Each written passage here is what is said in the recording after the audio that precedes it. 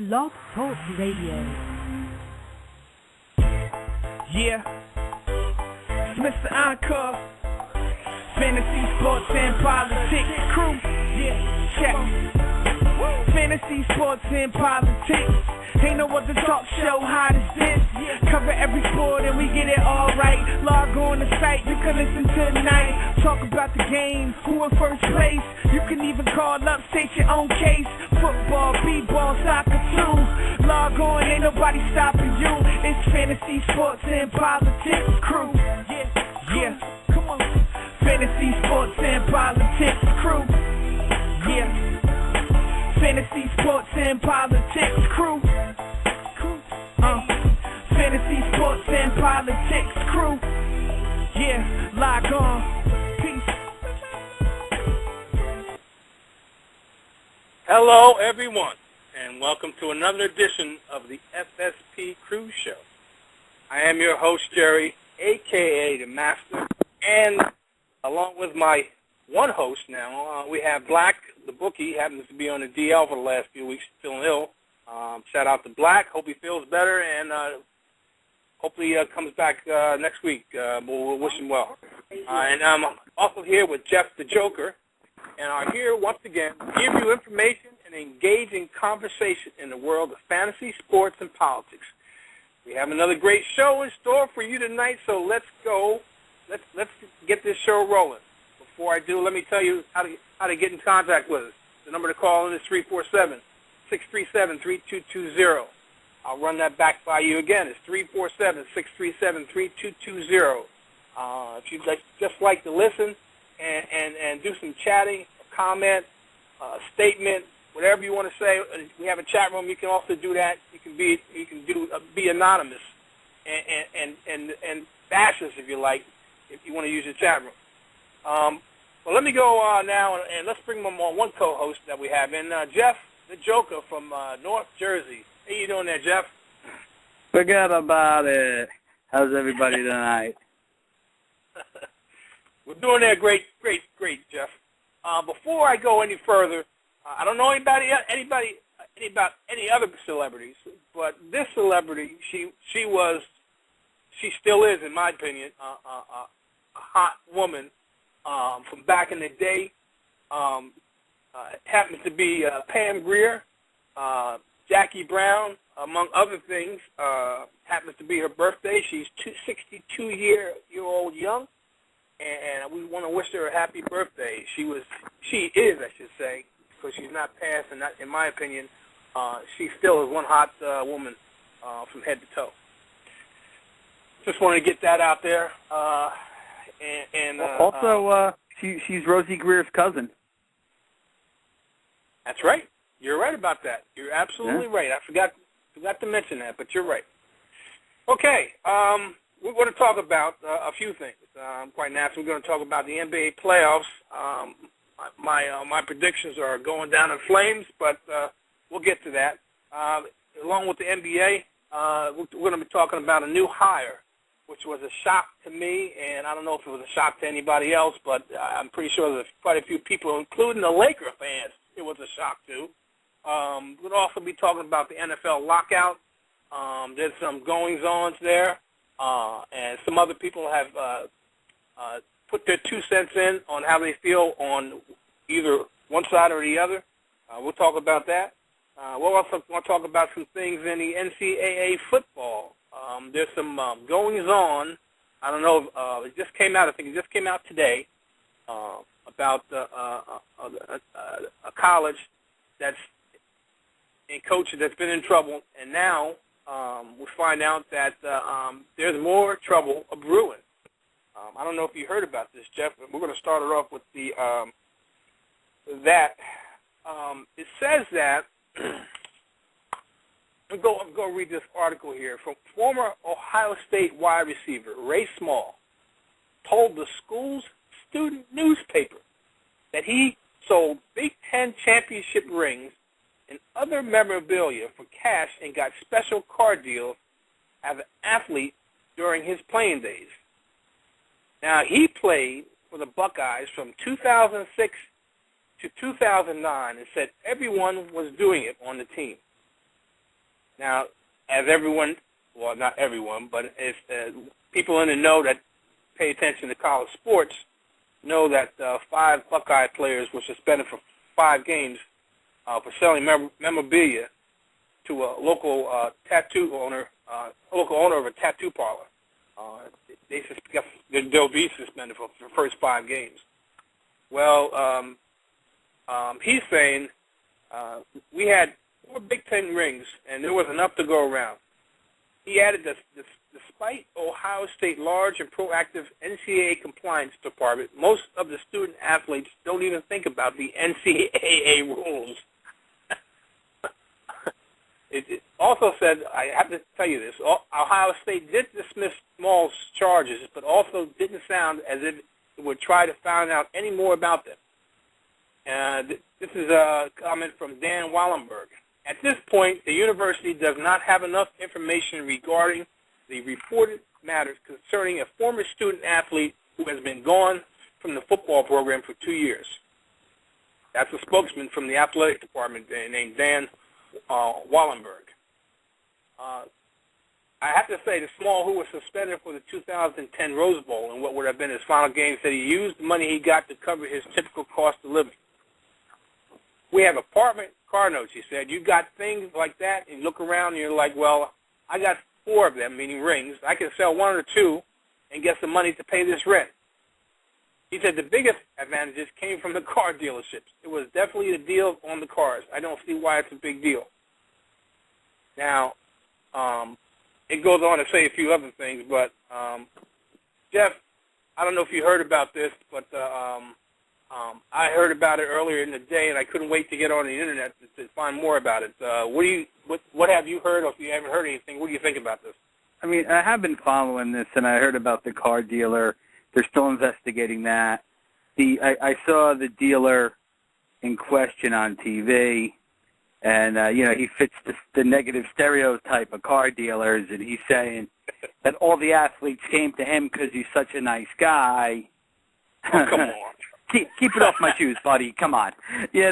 I mean, you can be the nicest guy in the world, unless you're going to give somebody a good deal. Why are they going to send all their friends to you? I mean, and he's saying this with a straight face, Yeah. And, I mean, I knew about memorabilia, selling rings. I mean, I couldn't imagine because, to fans and most athletes, a ring is so sacred. But I could see it being possible. And some of the memorabilia I could understand. But, I'm scratching my head. But I'm thinking at the same time, USC appealed to the NCAA recently, and that was just rejected. And I'm thinking, what are the similarities between USC and Ohio State? Besides, they're both elite programs, but they're both large cities without NFL teams. I don't know if that has anything to do with it. I mean, Los Angeles is huge. They used to have 2 NFL teams. And Columbus, Ohio is a pretty big city. I mean, if there weren't teams in Cleveland and Cincinnati, there'd probably be an NFL team in Columbus. So it's almost like they're almost like a pro team playing in college. They get that type of attention. I don't know if that has anything to do with it, but it might. Yeah, well, they were a pro team playing in college in more ways than one and getting paid, just like if they were in the pros. So it looks like I guess it's up in the air whether they're going to lose their 2004 title for one. I know they're going to lose 30 scholarships over 3 years and won't be eligible to play in the Pac-12 title game or bowl game. So that's some severe hits. I wonder how Lane Kiffin feels about being there now. So. Oh, timing's everything. Sneaky Pete Carroll got out at the right time, and they can't touch him because he's in the NFL. And the thing about it, Jeff, just think about this. Now, Lane Kiffin I don't know if he burned bridges, but he left on bad terms leaving the Oakland Raiders. and then he goes to the Tennessee Volunteers, and he leaves on bad terms there. You think this may be something like what goes around comes around when he goes to USC? I don't put too much stock in it. I'd be surprised that he had no idea going in that there was an investigation, but I think USC was his dream job. He assisted there. Maybe he didn't realize the magnitude of the sanctions against USC. So, I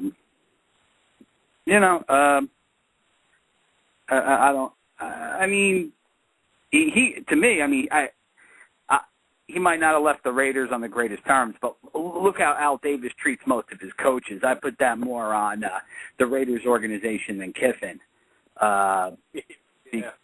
because Davis really jerks his coaches around, and then he pulls a stunt where he doesn't want to pay him. I mean, if he wants to fire a guy, that's his prerogative, but unless somebody did something that was obviously negligent, got to pay somebody for their work. But Al, I guess he has lawyers on retainer. He'd rather see these guys dip into their own pocket just to get what's rightfully theirs. He's been doing that since he fired Mike Shanahan. Yeah, and I guess he can get away with it. I'm surprised. I don't know if the league or anyone can step in and say, Al, cut it out, but, Al doesn't listen anyway to anybody but Al, so. But, I mean, that's got to be some unfair, I hate to say it like this, but unfair labor practices. That's pretty... I guess, and then he'll try to maybe come up with reasons not to pay a guy. But then this is one of the reasons why the Raiders have trouble attracting top candidates for coaching openings. Would you want to work for someone like that? Yeah, well, that and the fact that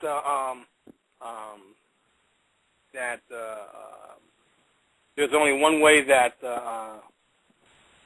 that the team is run, the offense or the defense, and any coach that comes in pretty much can't implement his own style of coaching or schemes on either side of the ball. They have to go and do it in quotes the Raider way. That's pretty that's pigeonholing your ability to coach a team the way you want to. So I agree with you. I mean, I have a friend that's a Raider fan, and he can't wait. Unfortunately, he can't wait when the day and the way he looks, not going to be too far into the future. Al Davis happens to leave this earth. I hate to say it like that, but I know what your friend is probably thinking, but it'd be nice if somebody close to Al Davis could kind of convince him to step back a little. I mean, he owns the team, obviously. He could still run it, but he needs to delegate certain things, and he could still run that team, but delegate it. It's this is the modern NFL. You can't have an owner running the team. It's too many hats to wear. I mean, even a hands-on owner like Jerry Jones isn't as bad as Al Davis, and at least at this point, Jerry Jones is a little more with it than Al Davis. Well, I was going to bring up that, but when we get into the NFL, we'll go a little further into talking about Jerry Jones. But I just wanted to bring up those things about. You happened to bring up one of the other things I wanted to bring up, which is the USC appeals denied. But that's fine because we talked about that also. Now that we got that out of the way, how about we transition over to the NBA? I had earlier in the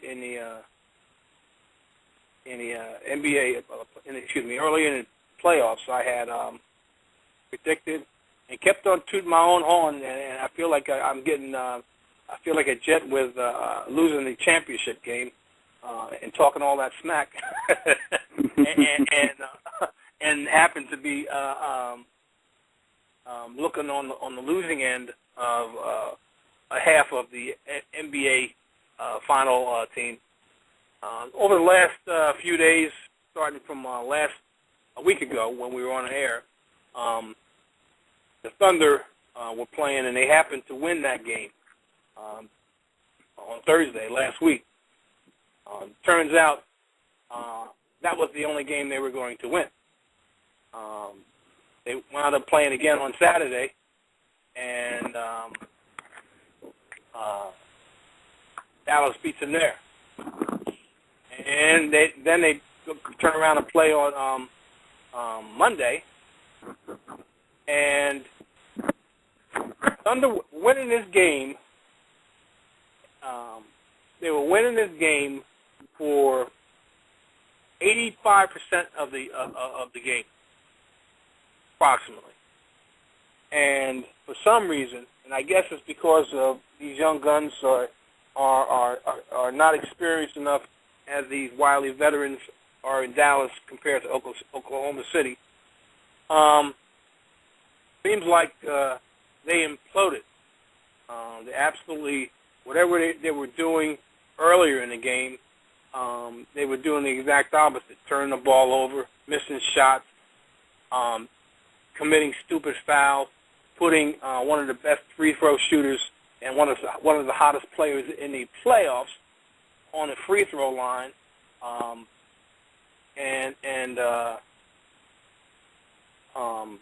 giving him easy shots. I mean, he I think in the game on Monday, he went, if I'm not mistaken, he went 24 for 24 at the line. If I'm not mistaken, free throws. No, that was the that was the game before.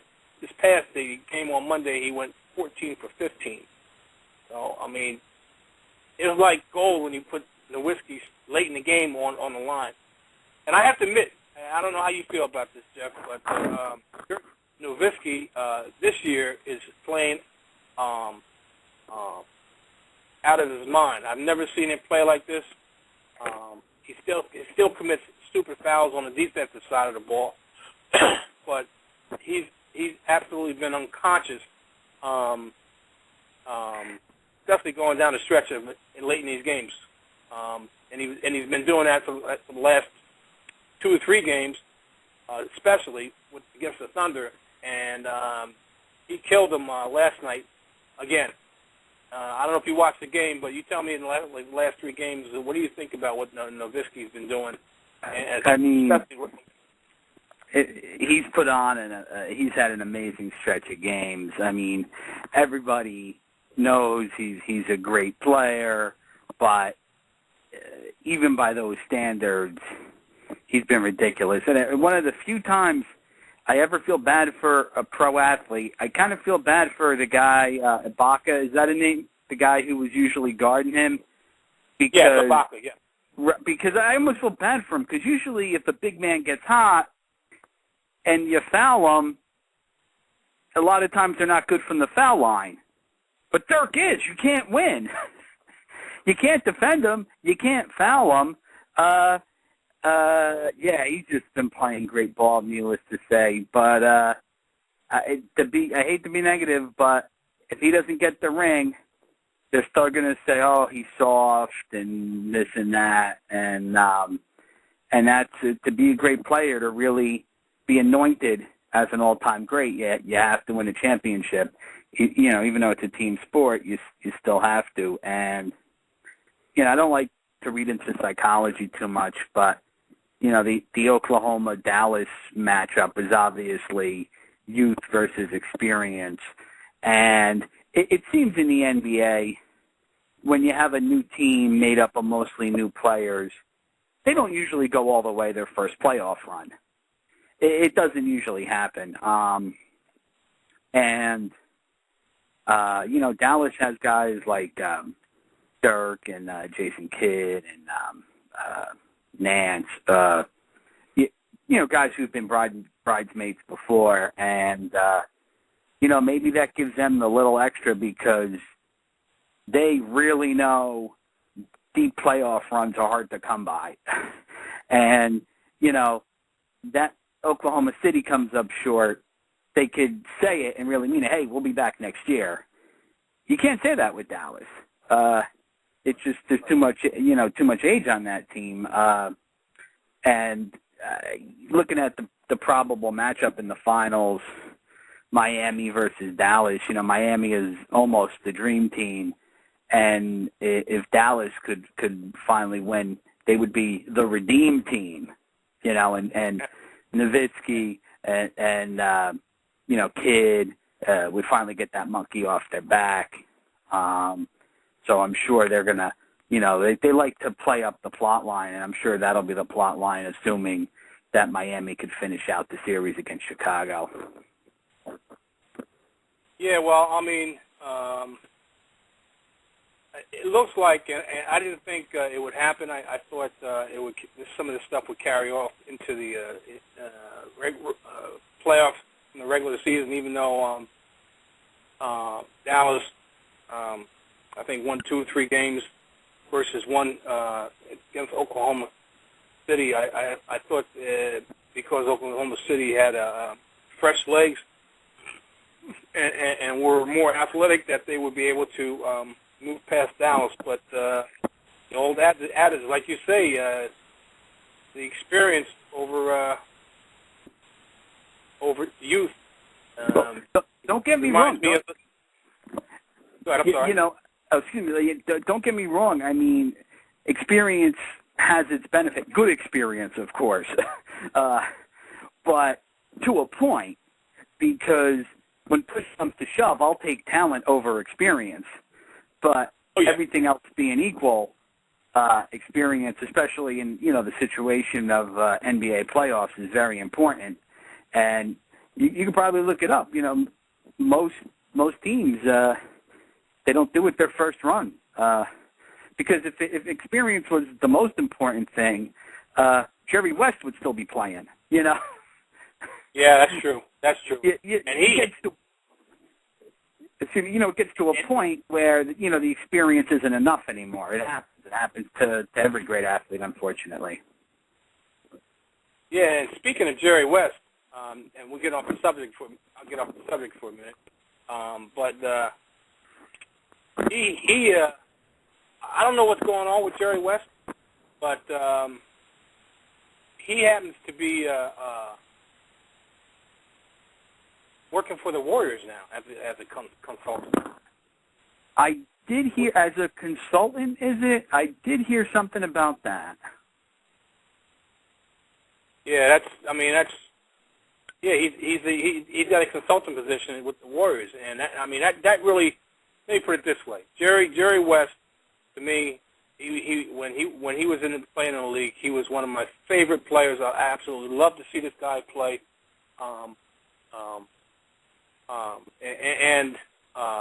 I don't know what's going on with the Lakers, and especially Jerry West. I don't know if there's bad blood there or what's going on, but Jerry West had gone to, I think, the Memphis Grizzlies at one point, and now he's with the Golden State Warriors. There's no room for Jerry West in the Los Angeles Lakers organization. His bus and company and family or whatever, that hard to deal with, that Jerry West is getting these jobs in other places other than in Los Angeles? Well, yeah, it's a good point, but he wasn't just the Laker. He was the logo. And yes. And also, at this point, Jerry West is an older gentleman, and he could, a consultant means he doesn't have to necessarily work a lot of hours, but he could use his wisdom, et cetera, to make some moves, and probably there's more of a demand or maybe more flexibility in Golden State than Lakers. I'm not privy to the relationships with Jerry West and Jerry Buss in the front office in L.A., but West wasn't he the GM during the 80s with the Lakers? Yeah. And so he's one of the few great players who also was a great exec, because there's, more often than not, there's the Isaiah Thomases. But it sounds like one of those. Yeah. And that's why I can't understand that. There's got to be a lot of things going on in that Laker organization. But before we get there, I want to keep on the playoff run we have here. Now we have besides the Oklahoma being closed out by Dallas, and that's an old adage, not old adage, but the old thing. And I can't recall it, but I'm going to try to recall it. You had two bulls, one young, one old, sitting on top of a hill looking down a herd of cows. You know what I'm saying? Yeah, I know the one. Yeah. and the young bull says to the old bull, "Let's run down there and have some fun or whatever. Or let's pick one out and run down there and have some fun." And the old bull has experience, and this is just a metaphor. It says, "Let's walk down there, and then we can have our fun with more than one." And that's just a metaphor of what I'm saying here. I think, like you were saying, that the youth versus experience, a lot of times, especially what Russell Westbrook was playing out of control, and was getting highly criticized for playing out of control. And I think I had said it on a few shows that he was a knucklehead, that he's taken more shots than Kevin Durant. And a lot of times, especially late in the games, he was turning the ball over because he was out of control, trying to do too much too fast. Well, now he gets a chance. And Magic Johnson, I heard Magic Johnson say this, Jeff. I don't know if you heard this. Magic Johnson said on the wrap-up show last night that Russell Westbrook needs to hone his decision-making skills and come back with a favor and a better frame of mind, basically in a better frame of mind and a better way to distribute the ball and handle the team than he has this year. I'm not. That's not verbatim, but that's roughly what he said. Did you hear the same thing? Yeah, I heard that from Magic. And Magic used the comparison that he worked on his outside shooting because that was the knock on him. And especially when you're a great player like Magic, if you have one flaw in your game, you're going to hear all about it. And Magic was such an amazing talent. And the thing is, it sounds odd. I mean, guys could work on their shot, guys could work on their conditioning, et cetera, but decision-making, how do you work on that? And you go over the films, et cetera, but a lot of that is your split-second decisions while you're on the floor. I hate to use the term chemistry, but maybe Westbrook and Durant, as talented as that backcourt is, those aren't the right two guys to have together, if that makes sense. Because Durant would probably be better off with a point guard who's more eager to pass, and Westbrook would probably be better at a team that wants a point guard who's going to take a lot of shots. Some teams want that based on who else they have on the roster, and then, build around that. Going way back, the Knicks brought in Earl the Pearl Monroe to play in the same backcourt with Walt Frazier, and, that has to be one of the all-time great backcourts. And they did work well together, but I think it was Frazier who said it took, at least a year for them to get used to each other. Oh, yeah, because Frazier was a point guard that liked passing the ball. And he did take shots, but Earl Pearl was a atypical two guard, that he was the creator and shot maker, and he liked to have the ball in his hands, and A lot of people, including myself, when they made that trade, it was, I said, wow. And I also said, just like a lot of people said, how are they going to play together? Because they were heated rivals against each other, for one. Two, both of them are, well, NBA All-Stars. And how are they going to coexist? Well, each of them deferred to whoever, whatever part of the game it was.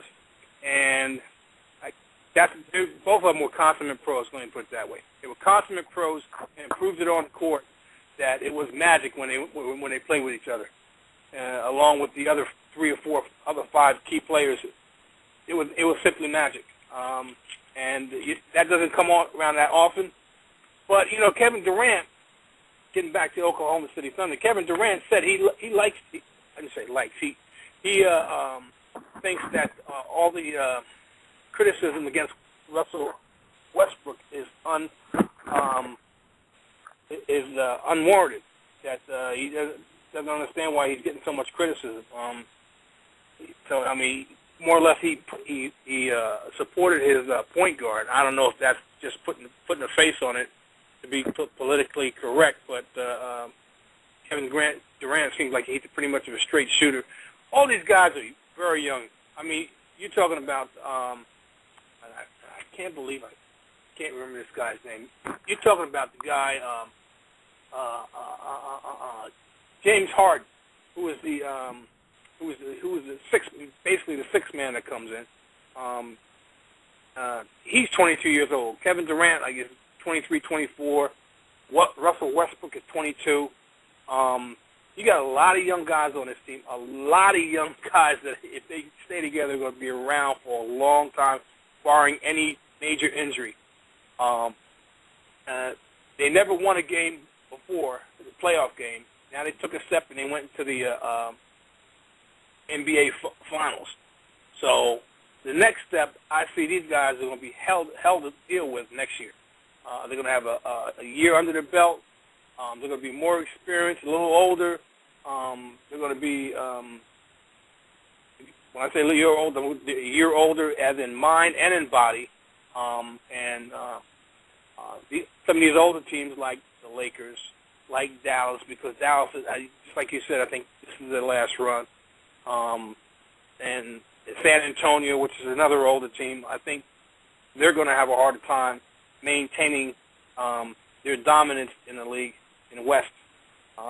With some of these other teams like Memphis, like Oklahoma City coming up, I think they're going to take a step back. Not big a step, but they're going to take a step back because they have to rebuild. I don't know how you feel about that, but I think you're seeing the change in the guard, even though the older guard is probably going to have his last hurrah this year. I mean, that's a phrase that's been used a lot in this NBA playoffs, and it's relevant. And teams don't stay great forever. Players don't stay great forever. Assuming Oklahoma can keep it together, they're going to be a team to be reckoned with next year for a lot of different reasons. The experience helps because they're so young, and I think also conditioning-wise, these guys now have an idea what kind of shape they have to be in to make a deep playoff run. I don't know if the conditioning was an issue, but this was their first time at the big dance. I'm curious. You mentioned San Antonio, and that is a rare NBA team in a small market that has won championships, because that doesn't usually happen in the NBA. There's not a lot of parity, and it's usually the larger market teams. I'm curious if maybe Oklahoma could do the same as San Antonio, win championships in a small market, because a lot of the smaller market teams in the NBA usually don't go too far in the playoffs.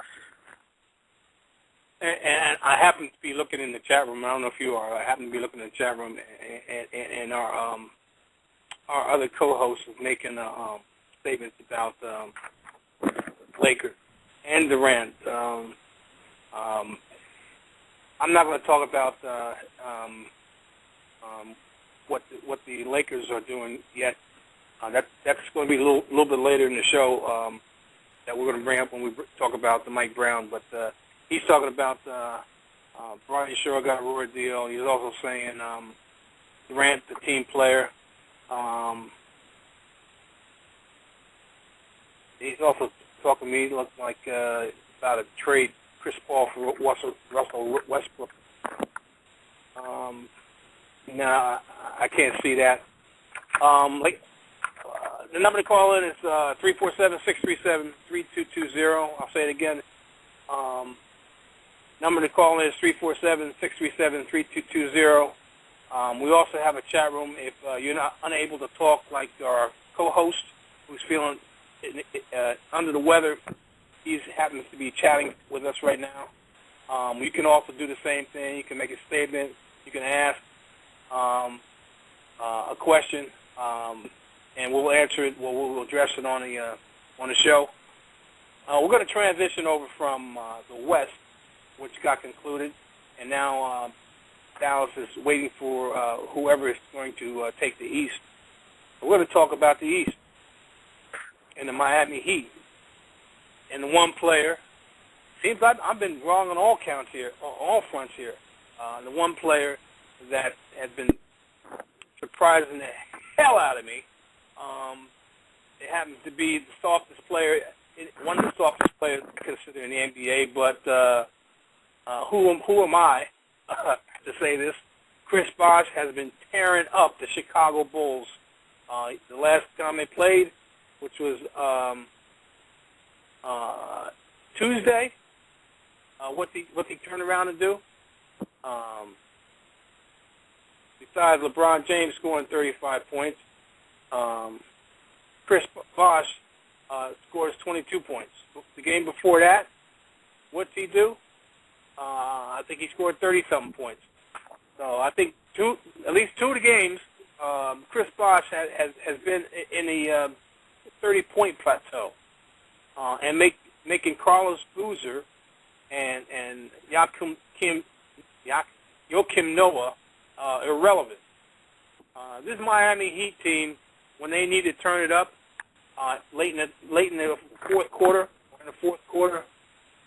they put the screws down on the Chicago Bulls, and they've been having hell to pay. I don't know if you've been watching these games, Jeff, but I have to be impressed with the way that the Miami Heat have been handling the Chicago Bulls when it was the opposite during the regular season. Have you seen any of these? And talk to me about what you think about it. I've seen some of the games, and believe me, you're not the only guy saying Chris Bosh is soft. And, you could have a disappointing regular season, but if you have some big games in the playoffs, you make amends. And, look at Chicago. Carlos Boozer had a very disappointing regular season.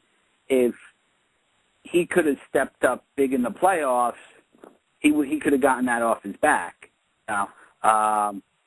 So because now, these are the big games. Everybody's watching. So you could kind of redeem yourself for, missing part of the regular season or playing lousy. Yeah, I'm very surprised that Boozer and Joakim Noah aren't controlling the boards more than they have been. I think one of the things besides Chris Bosh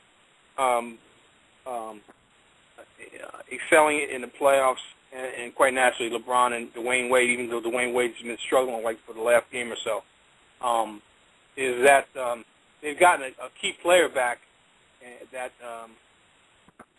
and he just played. I think this is his second game playing with Udonis Haslem, and I've always liked him because he's a scrappy player, and he's very underestimated and undervalued player, but he does a lot. He can score, but he digs out, rebounds. He does all the dirty. He does a lot of dirty work, that needs to be done on the team, and it doesn't show up in the box score. I mean, he only scored the last game. He only scored 22. Excuse me, not 22. He only scored 2 points, but he had 7 defensive rebounds and 2 offensive rebounds. I mean, I mean, he had 1 steal, 2 assists. I mean, he's a type of player. He played 34 minutes, so he played more minutes. He played more minutes than anyone else that came off the bench. That's a lot of bench minutes. Yeah, but the thing is, if you know, I think the rules vary a little bit in the playoffs, and if a guy is hot, and this is a guy who didn't play a lot during the regular season, maybe Chicago hadn't scouted him well, maybe they don't match up with him well, and it's smart of a coach. It might mess up your rotation, but if a bench player is hot in the playoffs, leave them in. Yeah. And you see this in the playoffs sometimes because it's a unique situation because all year long you play your team once and then, you're not going to play them again for a while. And this, you're playing the same team at least 4 times. So I think sometimes teams are looking for different wrinkles, which sometimes means more minutes to guys who are usually deep on the bench. Yeah, I mean, I'm looking at the box scores. I'm trying to figure out I know the first game he came back, which was last Wednesday. I think that was his first game. He played 23 minutes, which is a lot of minutes for somebody who just came back off of the injured list and hadn't played for the most part of the season. And he scored 13 points, and he was the key to them winning that game. And he has been a key for quite a while. He's been around for a while too. That's just it. It's not like I wouldn't say he's not a young player, but he is a young player. But he's not. He's been around for a while. He's been in He's been in the league for 7 years. So it's so he's what, 31. So. Well, it depends. A lot of these guys come into the league a little too young at times, so. Yeah. So, and tonight, if all goes well, we'll know if the Heat are going to be playing the Dallas Mavericks again for the NBA championship. A rematch of, I think it's 2006. Might have been 2006, 2007 season. But, it's not that much of a rematch because besides Nowitzki and Wade, how many other players were in that series? You know what I mean? So I don't consider it that. Yeah, it's the same franchises, but I don't consider it a rematch because the majority of the players are different. The rosters turn over that quickly. Okay, we got 2 callers on the line here. Let me bring one caller at a time and see what we got here. Hopefully they're the legit callers. Welcome to the FSP Crew Show. This is Jerry, the host. What's your question or comment? Hey, man. What do you think about Luongo? Excuse me? What do you think about Luongo? Luongo? Luongo, the goalie. Excuse me? The goalie for the Canucks. We don't talk about that much hockey on this show. You guys be straight up homos. Oh, well, it's been nice. Goodbye. Yeah, I already hung up on him. Let me see if this guy's legitimate. I don't think he is either, but I'm going to find out. Well, welcome to the FSP Crew Show. What's your question or comment? Hello? Going once, going twice. Don and Bill in 359, thanks for calling. You see, that's how you know you've made it as a podcast, when you get your pranks. So we made it a long time ago. And, I'm serious. That's how you know you made it. And that wasn't our first prank. I think that was our first heavy breather, though. So, yes, you know, exactly. We just keep breaking new ground.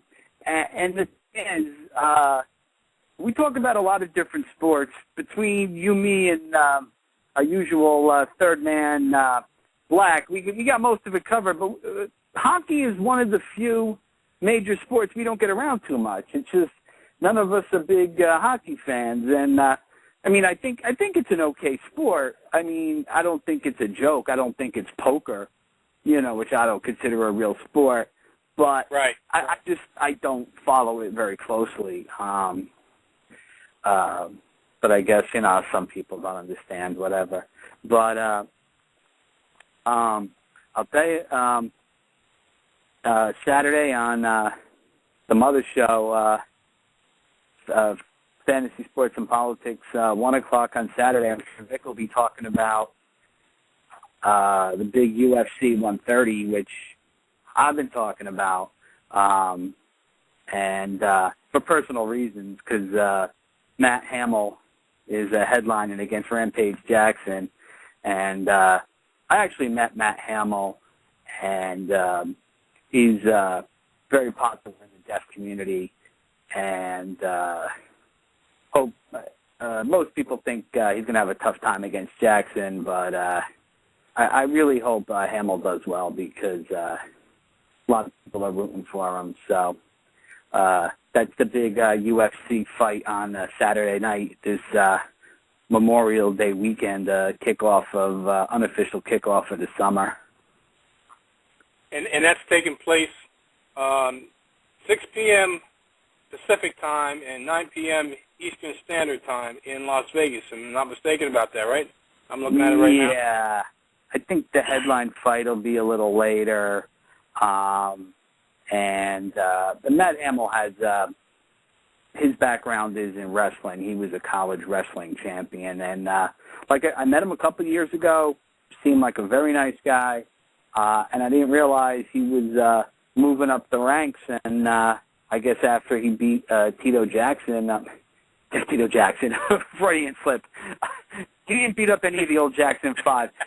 Tito Ortiz. My apologies to all the members of the Jackson 5, especially Tito, my favorite. Tito Ortiz. Okay. After he beat him, I think that's when they decided the guy who runs UFC says Hamill's finally going to get a pay-per-view, and he's actually subbing for somebody who got scratched. That seems to happen a lot in UFC, but this is a big moment for Matt Hamill. So, okay, I'll be watching that Saturday night. So when's the last time you've seen Matt Hamill, and what do you think, real quick, his chances are in this fight against Rampage? I don't know the UFC. So you got to explain this to me. So yeah, Vic is going to have to break it down. I mean, I've been listening to neutral people. I mean, personal feelings aside, it's going to be a tough night for Hamill. I mean, nobody questions his toughness, his ability, but you know, his quickness. You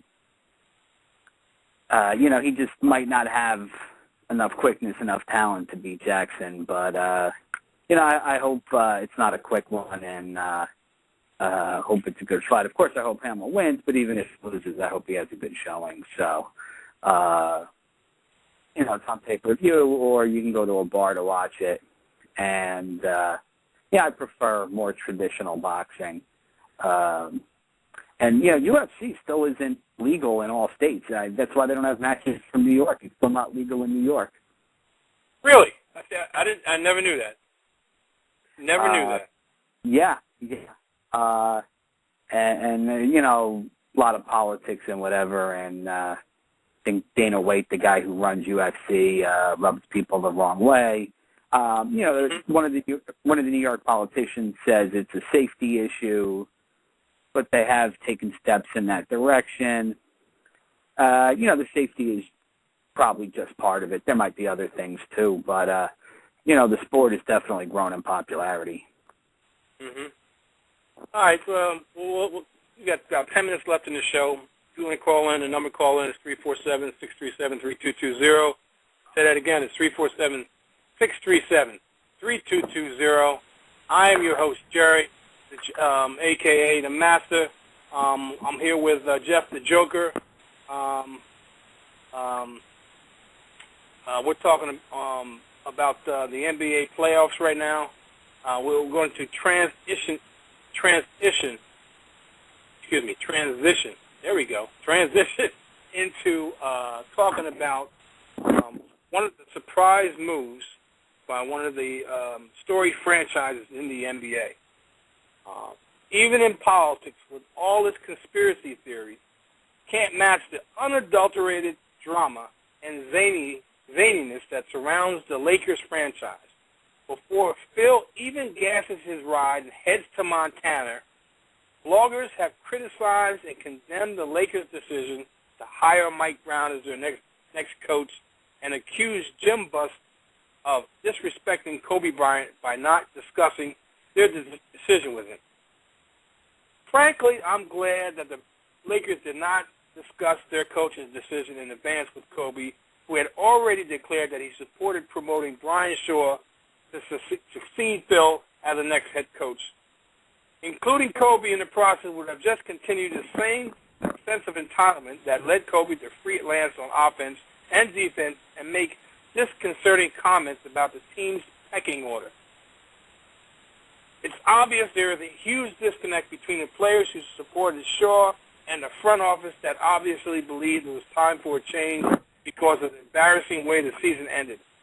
I also believe that the Lakers front office declined to involve Kobe in a coaching situation because they wanted to hire a coach whom they thought would be able to regain control over the players. Kobe clearly laid out his requirements for the new head coach, which specifically included a defensive orientation. What he probably really wanted more than a defensive coach was just another coach who would give him the freedom and trust on a court that Phil had given him to do what he wanted. I think Jim and Jerry were tired of a team that could refuse to take advantage of their superior length and wanted to clearly go in a new direction where the coach and the players follow orders. Now, I'm talking about the hiring of Mike Brown. What do you think about that? I was surprised. I think we had talked about this. I forget what show it was. That somebody had mentioned it about Mike Brown being a candidate to coach the Lakers, and I, quite frankly, just dismissed it, that no way they would hire Mike Brown. They probably wanted a name coach. But Mike Brown impressed both the Busses, Jim and Jerry, and now he's the head coach of the Lakers. Talk to me, Jeff. What do you think about that? I'll tell you, I give Jerry Buss credit for making a decision that might not be popular because you'd think either they'd go with a real big name or just promote from within because, the players, they want some pushover, an assistant, a former assistant who they could, they could have their way with. And, you star players like Kobe, they try to throw their weight around. But the thing is, you need defense to win a championship. Mike Brown definitely is a good coach of defense. I don't know about all the other things. There's a lot of talk. And I mean, despite his success in Cleveland, I don't think Brown's considered a big name. I guess because he's never won a championship. I'm curious. In a couple of years, when Kobe's contract is up, he's not happy if he's going to finish his career in Italy. The only thing that might stop that is he might want to pad his records for the Hall of Fame, which he's already in the Hall of Fame. But, he spent a lot of his childhood in Italy when his father, Joe Jellybean Bryant, was playing over there. And you never know. If Kobe's not happy, he might finish up his career over in Europe. I'm curious if that'll happen. Well, we'll see what happens. Black just commented on the chat, scrapping the triangle is a good move. I think it probably is. These guys probably need to be shaken up a little bit and go in a different direction. I do know that Mike Brown, believe it or not, has the 5th best record, winning percentage, I should say, 5th best winning percentage in NBA, in the NBA history right now. And I didn't know that, and I found that tidbit out, and so he was on the San Antonio roster under Popovich when San Antonio made that big run. So he was supposedly their defensive guru or something like that on that team. So maybe they're going to be more, well, like you said, Joker. Lakers lack discipline. Maybe they're going to be more disciplined on the Lakers, and that's what Jerry and Jim Buss are looking for. Not this freelance stuff that a lot of them have been doing and trying to go in their own direction, a.k.a. Kobe. And they wanted a fresh face other than Brian Shaw, which was probably going to bring the same old, just extended from Phil Jackson to Brian Shaw. You know, I think that's what's going to happen.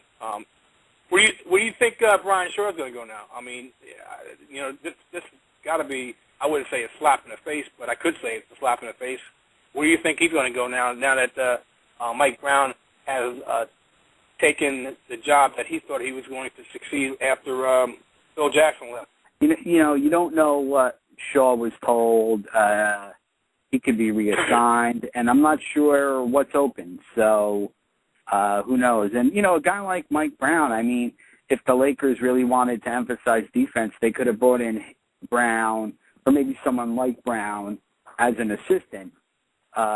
Probably Mike Brown wouldn't have left ESPN to be an assistant coach, but if that was what they wanted to address, there were other ways to do it. But who knows? It could work out great. You never know. I guess that's what, I hate to quote Chris Berman, but that's why they play the games. Yeah, and supposedly Phil Jackson wasn't in too good rapport with Jim Buss, the head of player personnel, Jerry Buss's son. So they wanted to be able to cut ties completely from anything Phil Jackson had to do with, and that collateral damage happened to be Brian Shaw also. We got 2 minutes left in the show. I also want to mention this, that besides the 1 o'clock FSP show, which is hosted by Vic, myself, and the Joker and Black on Saturday, I'm starting up a new show. It happens to be called The Master Plan, which is going to be debuting on Sunday morning at 10 o'clock, from 10 to 10:30. Call on the same time. Call on the same number. You can also chat doing that also. It's called The Master Plan.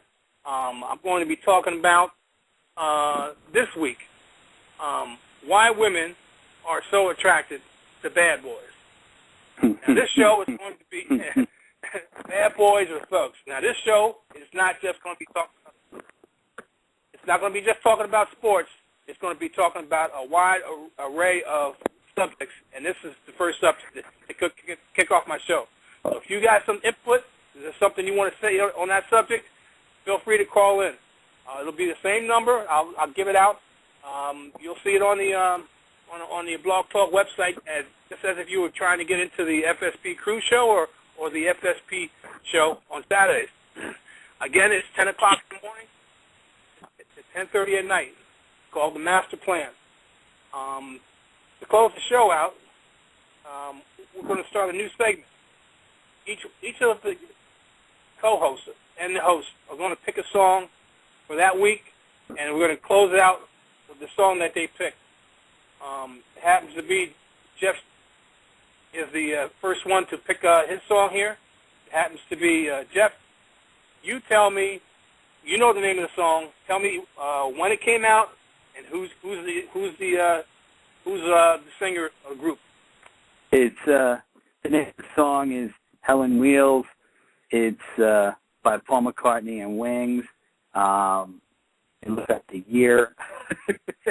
It's from the early 70s. I can tell you that off the top of my head. I can't tell you the exact year. My computer is slow. But the name of the song is Helen Wheels by Paul McCartney and Wings from the 70s. And part of the inspiration for that is, believe it or not, I've been watching a lot of roller derby lately. And I'm not joking. It's a good sport. It's growing rapidly on the grassroots level.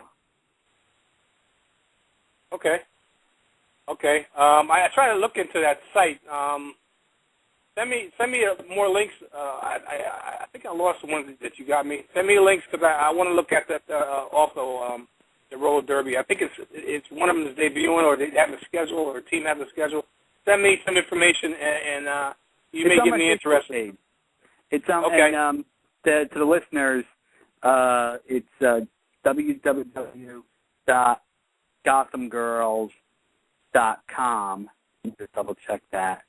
And they've been showing it late night on a New York public station because I'm a big PBS guy, and they play with a lot of flair, but they still play. It's still a sport. It's not programming. It's not roller jam. It's GothamGirlsRollerDerby.com, and if they don't settle this NFL lockout, that's what we're all going to be watching this fall. Okay. Well, we've come to the end of the show.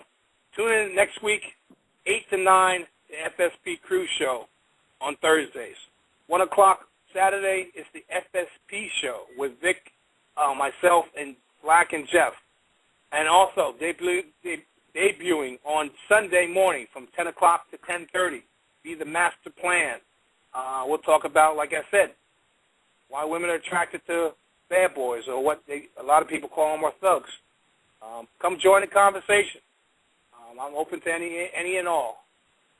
Now we're going to be listening to close the show, like I said, Helen on Wheels by Paul McCartney and Wings.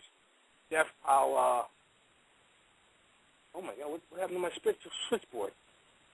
Oh my God, what the heck happened? I lost my switchboard. Oh, what the heck? Oh no. There it is. Hey, Jeff, I'll be talking to you on Saturday, right? Maybe. Hope so. I lost my switchboard there for a minute. All right, callers, you're listening to close the show will be Helen Wheels by Paul McCartney and Wings. Good night.